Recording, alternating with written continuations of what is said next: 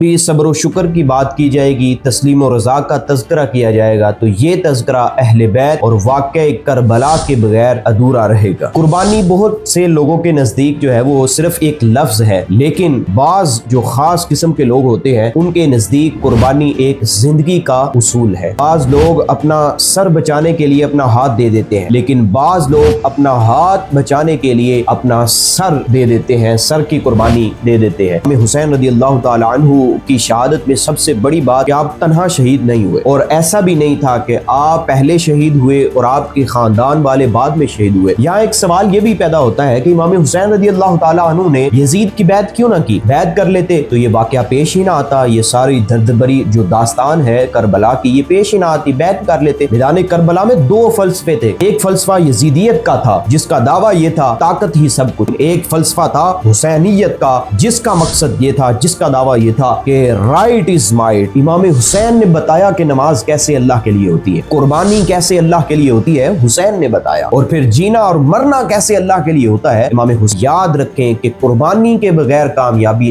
نہیں مل سکتی۔ مصیبتیں، پریشانیاں یہ بندے کو چیک کرنے کے لیے ہوتی ہیں کہ یہ جس مقصد پر جا رہا ہے، جس طرف جا رہا ہے، کیا اس میں استقامت والا بھی ہے کہ نہیں، کہ ٹوٹ کر ہار کر واپس چلا جاتا ہے۔ اور آج اسلام ہمارے گھر پر دستک دیتا ہے اور اپنا اندر آنے کو کہتا ہے، لیکن ہم جو ہے وہ اپنے اعمال سے اسلام کو گویا یہ کہہ رہے ہیں کہ ہمارے گھر میں آپ کے لیے کوئی جگہ نہیں ہے، ہماری سکرین پر تو شیطان ناچتا ہے، ہمارے ہاں تو حق غصب کیے جاتے ہیں، ہم سے نمازیں نہیں پڑھی جاتی، ہم سے روزے نہیں رکھے جاتے، ہم جو ہے وہ مساجد کی طرف نہیں جاتے ہیں۔ کہ نانا جان میں نے تو اپنا علی اصغر علی اکبر قربان کر دیا، لیکن دین کو نہیں جھکنے دیا، دین کو سر بلند کیا۔